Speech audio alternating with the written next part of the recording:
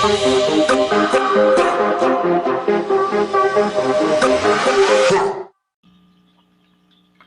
today's show, we have hypnotist Carlos Bustabad. It should be a very informative show. I hope you stick around. You might even learn something. So stay tuned and find out what's in the box. Okay, guys, welcome to What's in the Box. Today, I have a special guest. It's a man I met several years ago. He vacations here in my area sometime, and we met through a event that I was at, and we've kept in contact with each other over the last several years. Real good guy. At this time, I'd like to welcome Carlos Bustabad to the program. How are you today, Carlos? I'm doing great, my friend. How are you? It's beautiful down here in Florida. Well, we're getting a little better weather here, so maybe in another 2 or 3 weeks we'll have some real good sunshine. Well, it's springtime. For the fans that's listening, they may not know that Carlos is a hypnotist, a certified hypnotist, if I'm correct. That's right. I'm a nationally certified hypnotist. That's right. Okay, Carlos, just tell us a little bit about what got you interested and what age you were when you became interested in this field. Well, it's really a great question because when I was in high school, I remember I got a cassette recorder one day from my parents. I believe it was either for Christmas or my birthday. And I used to just play around with it. And one day I came across a book by some guy named Melvin Powell. And I think it was like 1973 copyright. I was only about 13 years old at the time. I remember reading that book about self-hypnosis. And they said that you could get some kind of recording and make your own passages. So I used to put a couple of sentences here and there on the recorder, and I would put it by my bed at night. When I would go to sleep, I would just put it on, and it would only last a couple of minutes, but I just thought it was pretty cool. And then after that, one thing led to another, and I started reading other books, especially one book by a doctor named Dr. Herbert Benson. He wrote a book called A Relaxation Response, and that one changed my life in many ways because I was pretty hyper as a child, but that book really gave me some ideas about how to relax, especially when I was in high school. And I came across that book in a way that was very fortunate for me. When I was in college, I used that book, and I became so involved with relaxation and learning how to calm the body down that when I was in college, I majored in psychology. And then I went on to get my master's degree in counselor education and mental health counseling. And one thing led to another. I studied education. I also had a degree in education. I became a teacher for many years. I taught junior college for several years, and then I did some corporate training. And one thing led to another. I finally retired earlier, a few years ago, as a teacher, but I always was involved in hypnosis. I got certified as a hypnotist in 1996, and I've been, bittering with it here and there, practicing whenever I can. And then when I retired from teaching, I decided I was going to do this full time because I've always had a passion for it, and that's where I am right now.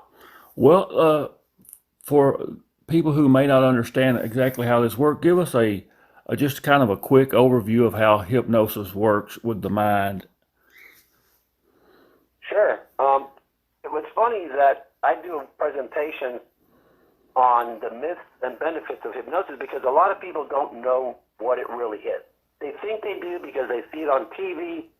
They see people with their eyes closed doing all kinds of silly things on a stage. But in reality, the beautiful thing about hypnosis is that it can be used for therapy, for helping people with many issues, especially changing bad habits, redirecting forms of behavior.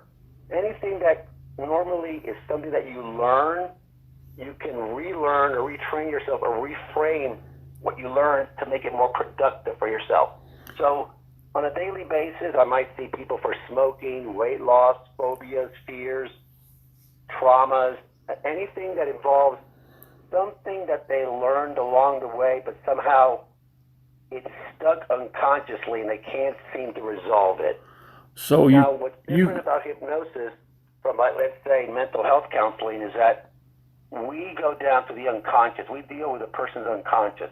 We try to stay away from the conscious mind because the conscious mind is the part that gets us in trouble. That's the part that's skeptical, that makes decisions, not always good ones. The unconscious mind usually is whatever you learn, whatever becomes automatic, comes out of your unconscious mind. And once you do something and becomes a habit, it's just the only thing you do over and over again. So you got to go down to the unconscious and change the information there. That's a nutshell how hypnosis works. So really, you're kind of tapping into a subconscious mind, which is really the subconscious mind, I guess, is kind of always active in there. We just don't actually know it is, right? It never sleeps. It's awake when you're asleep. It's there all the time. Your conscious mind might be drifting off while you sleep, but your subconscious mind is always alert. I'd like to call the subconscious mind your inner healer, or that part of you that has the wisdom, that knows what's going on, knows everything about you from the day you were born to the current moment, and you could always access it any time and ask questions, but most people just are not aware of how to do that. I think sometimes that our well, you can probably verify this, our subconscious mind is always listening to things around us, whether we realize it or not. Right, especially when you're entertained with something. If you're focusing on something, like say you're watching TV or you're reading a magazine or even you're watching your cell phone, you're so entranced on what's going on in front of you that sometimes you're just not hyper-focusing on what's around you. Well, your subconscious mind will pick up what's around you because your conscious mind is being entertained. So your subconscious mind, sort of like, you can think of an iceberg. What's above the water is your conscious mind, but most of what is part of our being is underneath the water. That's the subconscious mind. That's the part that is automatic. Just like if you were driving somewhere and you know how to get there automatically because you know where to turn left and turn right, you know where the stoplights are, etc. If you didn't know where you were going, you're more likely to be using your conscious mind, and then once you figure out how to get there, you know how to get back unconsciously. It always seems like the trip seems faster on the way back than when you're going there when it's an unfamiliar place. That's because your unconscious mind has already recorded that information and will do it for you automatically. That's a good example. Have you ran into people who could not be hypnotized? Yes. However, what's interesting is everyone has a level to be able to be hypnotized. It's like a bell curve. If you could think about 75% of people in the middle can be hypnotized at some point. Then you have about, maybe about 10 to 15% on one side that is very highly hypnotizable. Then you have the other side where they're a little bit more of a challenge, especially people that are more left brain thinking type, analytical types. They tend to be a little bit more skeptical. Doesn't mean they can't be hypnotized. It just means you might have to work with them a little differently, maybe a little longer, different strategies. But look at it this way. Everyone experiences hypnosis because everyone's trained themselves to do things automatically at some point. When you drive down the road at night on a highway and you get kind of sleepy, it's not because, it could be because you're tired. It could also be because you keep looking at those lines down the middle of the road coming at you one after the other after the other. It becomes monotonous after a while, and you start dreaming and thinking about so many other things. That's a trance. So when you're in that trance state, when you're focusing on that road ahead of you and you have all these thoughts coming to you, that's a form of self-hypnosis if you think about it, because you're focused and then you go into that trance, which means your subconscious mind is like exploring, looking at things, absorbing things. But if someone were to cut across, or you had a deer cut in front of you, example, you automatically hit the brakes. You don't have to think about hitting the brake. Your unconscious mind goes, okay, I know what to do. I'm going to hit the brakes for you. It happens automatically. So everyone can be hypnotized to a certain extent. Some people more challenging than others. There's some people, I would say maybe this past year or so, I've had maybe one or two that were really challenging, but they made some changes, but it didn't come as easy as others. Does age play a factor in being able to be hypnotized? No. Children have a good imagination. The more imaginative you have, the more imagination you have, the easier it is to be hypnotized, because the subconscious mind is influenced by pictures and images. If you can create a picture, if you can imagine something, create that image in your mind, that's what the subconscious mind thrives on. It thrives on pictures and images. When you create that picture, it's like a GPS system. It'll go right towards that picture if nothing else is introduced. If you put thoughts into it, if you put words into it, then you could like sabotage the picture and it might be a little cloudy. But if you can have a clear picture of what you want, you focus on that picture, you don't really need any words. The subconscious mind knows what that picture is and will guide yourself, or will take in that information as an image and take it in as a behavior that wants to go towards or wants to change or wants to reframe. So it's a question of how imaginative you are, how much imagination you are, how sensitive you are to imagination. Doesn't matter what age you are. The difference is sometimes people have a lot of trauma in their life as they get older. They have more things that cloud their perception of things. So if you can get someone that has less information, is more open to experiences, it's a lot easier. For example, a child is easy to hypnotize because they have a great imagination. That doesn't mean that they might follow through with everything because of the maturity level, but the more imagination you have, the easier it is. I don't think age is as important as being imaginative. Well, what about people who are creativity? You know, have a lot of creativity, like say, like artists or filmmakers and things like that. Would they be? It depends on the person. I don't, I've had people. Okay, so for example, I've had people that have come into me a bit like engineer types, technical people, and in the back of my mind, I'm thinking, okay, I gotta figure out, I'm thinking ahead of time, like, okay, this guy might give me a problem, or he might not, or she might not. And then I sometimes find, wow, that was easy. I could never really predict who will be a good subject for hypnosis. Mm-hmm. It's not like something that I could see from the outside and make a prediction. I try not to do it, but sometimes our minds work that way.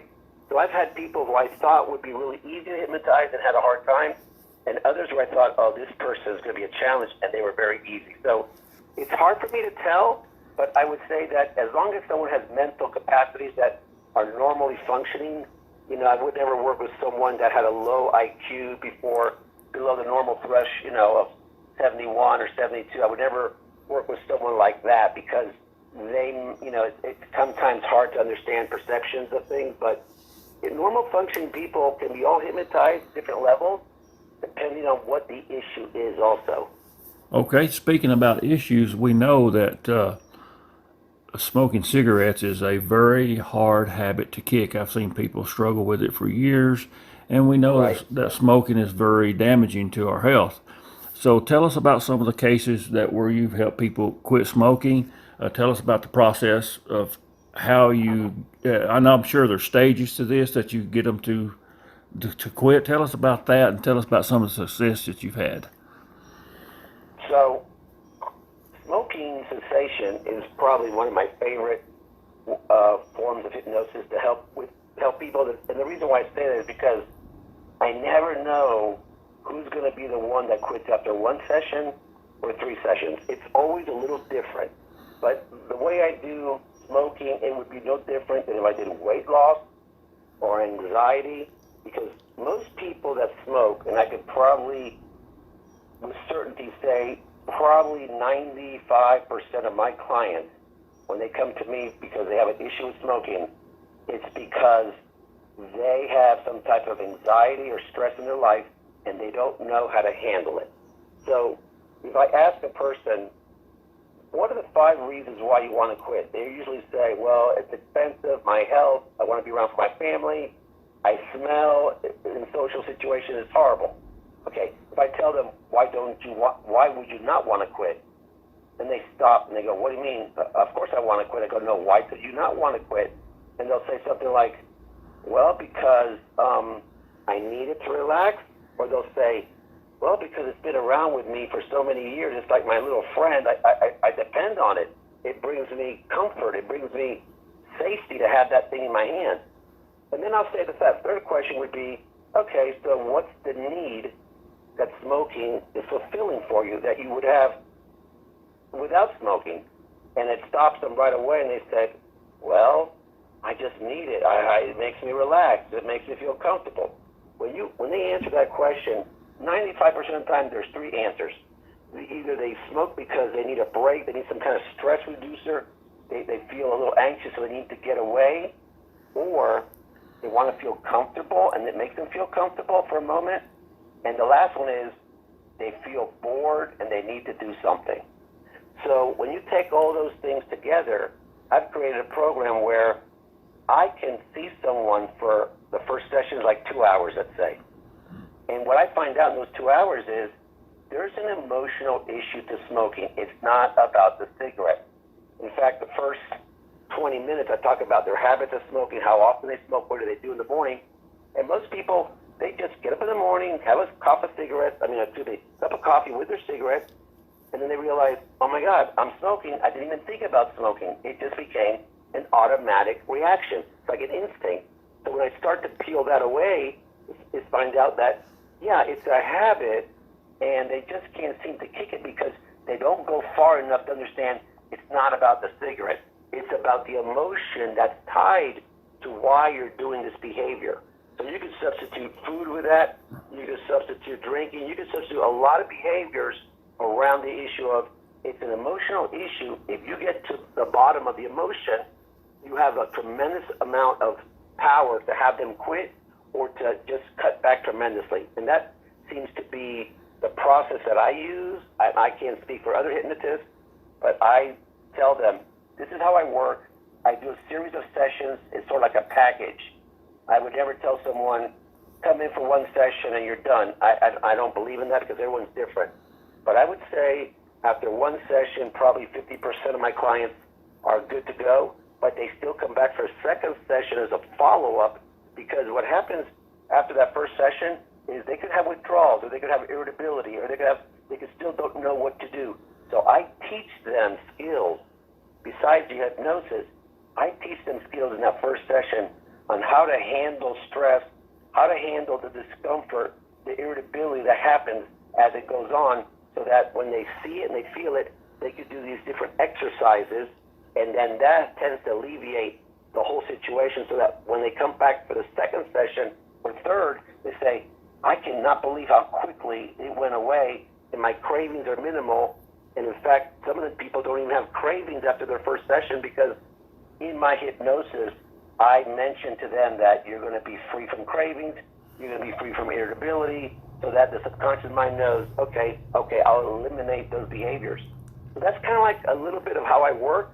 Everyone's different, but I always have to get to what's the emotion behind smoking or any behavior, and you have a better chance of solving it.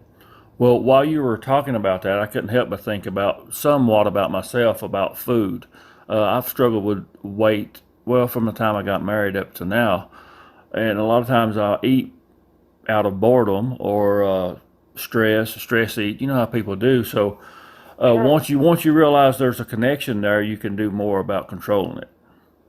It's always about when you sit in front of that TV at night and you feel like, okay, I had dinner a couple hours ago, now I'm going to sit in front of TV or working somewhere, and all of a sudden you go, okay, I need something. But most of the time, unless you're really starving and you haven't had dinner, yeah, you need to eat. But if you've had a nice dinner and you've eaten 3 meals a day or more or less, and you feel like you're still hungry, you might want to question that and say, what is it that I really need at this moment? And if you sit still for a moment, you realize it's not really food. It's something that's just on your mind, or maybe you are bored and you need something in your hands, so maybe it's a good time to read a book or do something with your hands. So I teach people to do different things with their hands so that they can manipulate certain parts of their mind and their body, and then it changes the behavior, it changes their thoughts, and then that changes the behavior. So I do a whole program around not just hypnosis, but energy work, using their hands to overcome that craving and really look at that craving for what it is. It's a thought. It's a thought in your mind, and it becomes a physical sensation. If you can get it at the thought level before it becomes a physical sensation, the thought goes away and you realize, I really didn't need anything. I'm okay. And that's how you can lose weight, is by cutting back what you eat. That's why diets don't work, Thomas, because people are eating emotionally. It's not about the food. It's about what's eating them emotionally. When you get a handle on that, you tend to have a better control over what you put into your mouth. I'll agree with that. I know right now at this point I've lost close to 50 pounds again, and Good. I tell people it's really it's a mind thing. You got to get control. You got to take control of the situation. My thing was I was eating too much and too often, so I had to So, get control and cut those times out and cut back on my portions. so what you could do is, and this is something I tell my weight loss clients, is when you sit in front of the food, when you're preparing your food, and you're preparing your plate, look at your plate as one side like a line going down the middle. Divide the plate in your mind in half. Put on one side a little bit less food than you normally would eat. On the other side, just squirt some of the food over, cut some of the food over, and leave that part there. And now consciously you're thinking, I'm going to eat that, but no. Think about that part as they're out on the pasture somewhere. They're on reserve. They're not to be eaten unless it's absolutely necessary. Look at them as they're somewhat a football player on the bench. They're a bench warmer. They're sitting off the side. They're not going to get in the game unless they're needed. And then what you do is you finish the side that you're going to eat and leave that part there. Leave food on your plate. And what that does is it tells your subconscious mind that you have control over that food, that food is not going to control you. So you can look at it and say, I see you, but I'm not going to do anything with you. You're not getting in the game today. And you can just put it off to the side and treat it like a metaphor, like you're not playing today, maybe another day, I don't need you. And then go ahead and, when you get rid of your plate, throw that part in the garbage. It's okay. A lot of my older clients grew up with the notion that you could not leave anything on your plate because, food is hard to come by. Well, nowadays, food is not hard to come by. I mean, in most places in society, and no one is starving, in China, like, you were little, eat all your food because people in China are starving. Well, no one's starving in China. And if they are, they wouldn't know it. I wouldn't know it. So don't always leave something on your plate to get rid of later, or just put less on your plate to begin with. But look at your plate as two portions. The part you're going to have, the part that you're just putting on reserve and getting rid of at the end of the game. Does that help a little bit to understand how that works? Sure, it really does, and it really is a mental process. Oh, it all is. Let me ask you this too. I don't know if you've helped anybody with this. I know some people suffer from Tourette's, and I know Yeah. some people who may blurt out words or have something that movement. Have you tried to help people in that area? I've never helped anybody with Tourette's. There's a thing about hypnosis that you have to be careful that you don't work with people that might be diagnosed with a mental illness. Sometimes they might not have the capacity to understand what it's like to go into a trance or what it is to imagine things. So I work with people that, quote, are normal functioning, unquote. If someone has schizophrenia or bipolar, I do not work with people of that nature because it's not, usually they're under the care of a psychiatrist, usually on some kind of medication. The only way I would work with someone that has some kind of problem in those areas, like someone that is like sad or somewhat anxious or has anxiety, and doctors refer them to me because they say, well, they don't want to take their medicine, maybe you can teach them to relax or something like that. I'll work with people like that, but as long as they're approved by the doctor, as long as I'm approved by the doctor, I'll work with them. But generally speaking, if someone's severely depressed or clinically depressed, I won't work with them. Not because I don't want to, just because it's not going to be, it's to their detriment. It's to their benefit that I don't work with them, and they continue working with their doctor or psychiatrist. So there are certain things I will not work with. I will work with people that have certain types of trauma, but again, understanding that I don't go into the person that are mentally ill or diagnosed mentally ill. How about regressive hypnosis? Have you ever done any of that work, or is that something you're not really interested in? Like past life or current life? Past life type stuff. Okay, so I have done it. It's not something I do often. In fact, I don't do it anymore. I used to do it years ago. When I first started off, I played around with it. But I don't really.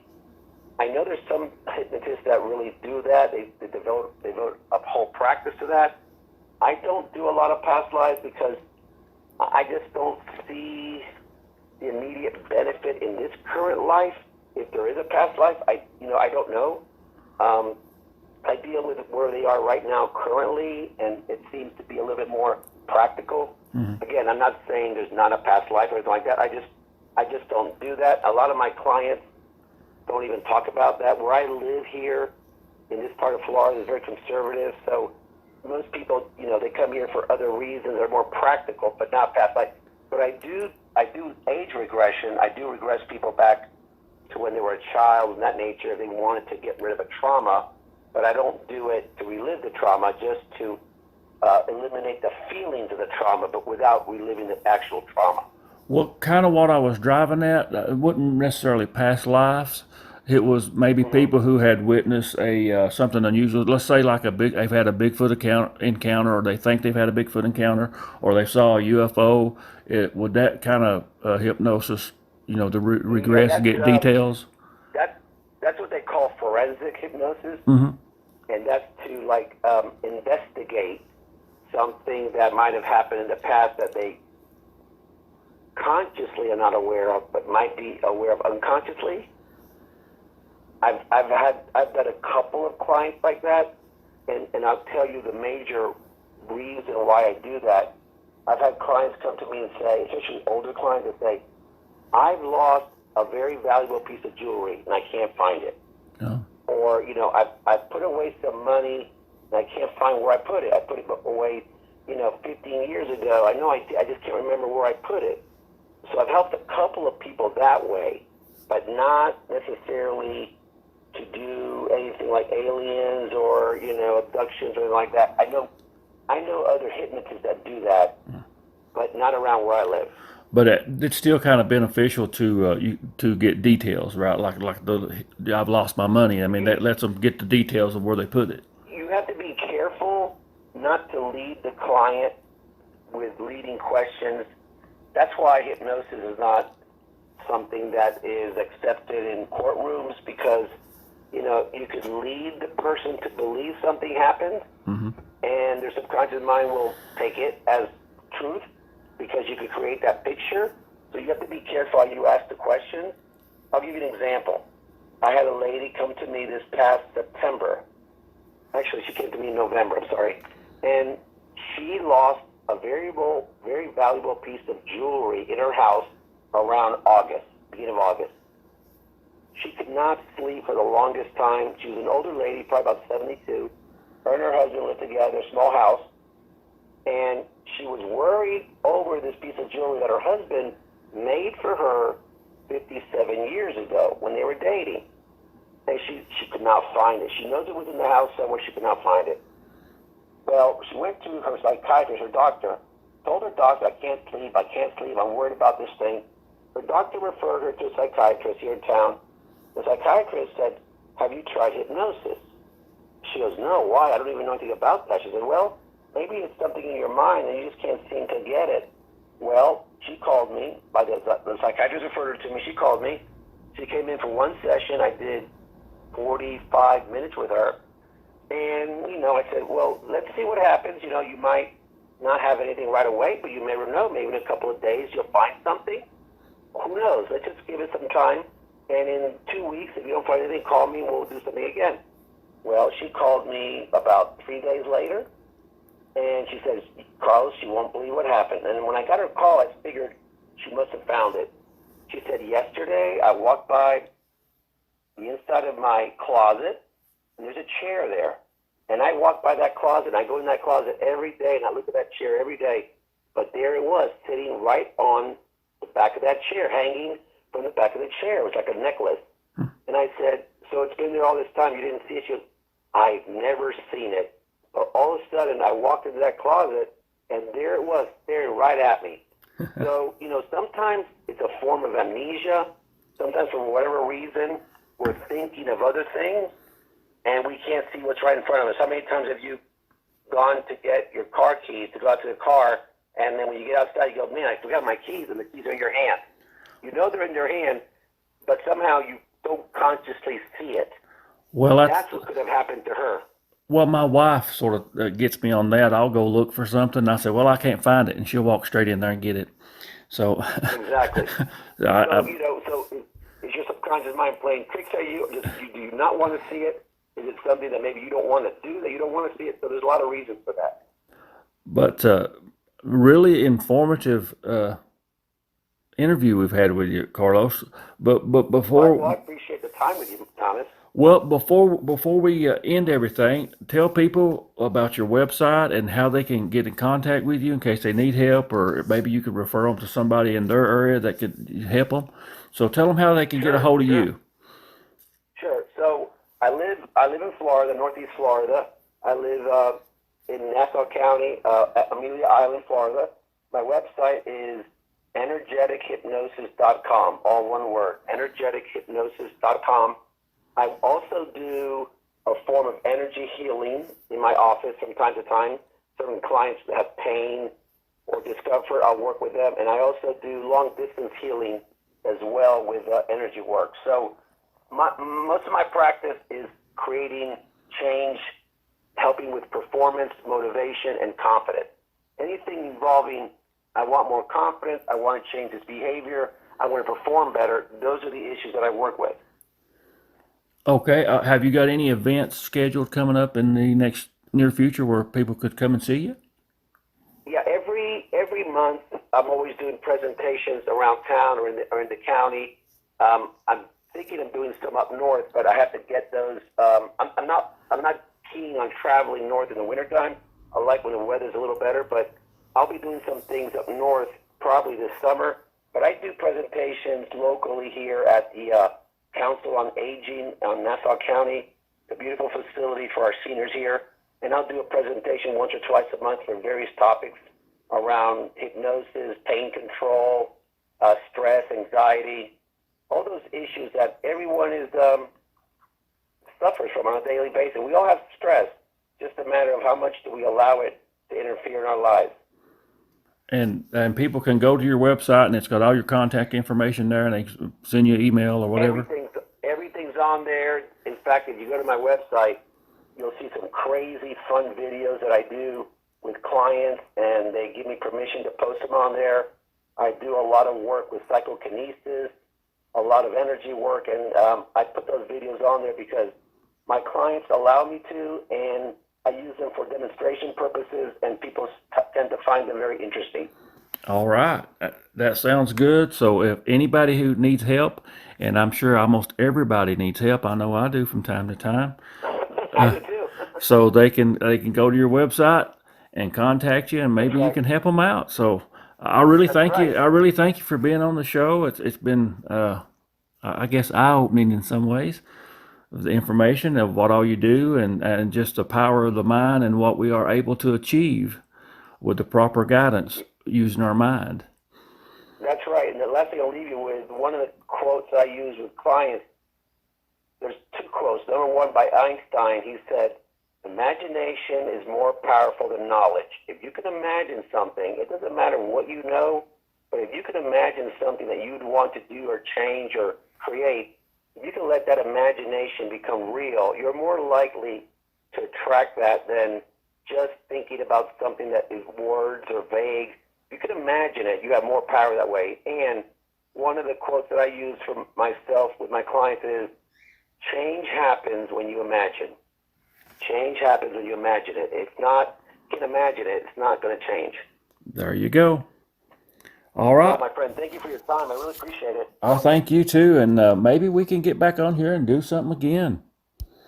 Absolutely, anytime you want. And I hope and I'll have a. Huh? Go ahead. I said I hope to see you this year. I know you didn't get to come up last year, but I hope to see you this year. I will. I will be there this summer. I promise. All right. You be good. You take care, my All friend. right. Thank you. You're welcome. Take care. Bye.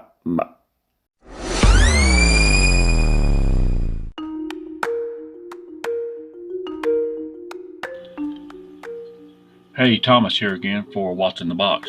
If you have a show idea or you'd just like to leave us a comment, please send us a voice message through the button at the top. Also, we hope you will consider supporting the podcast financially. If not, please just share with your friends. Thanks.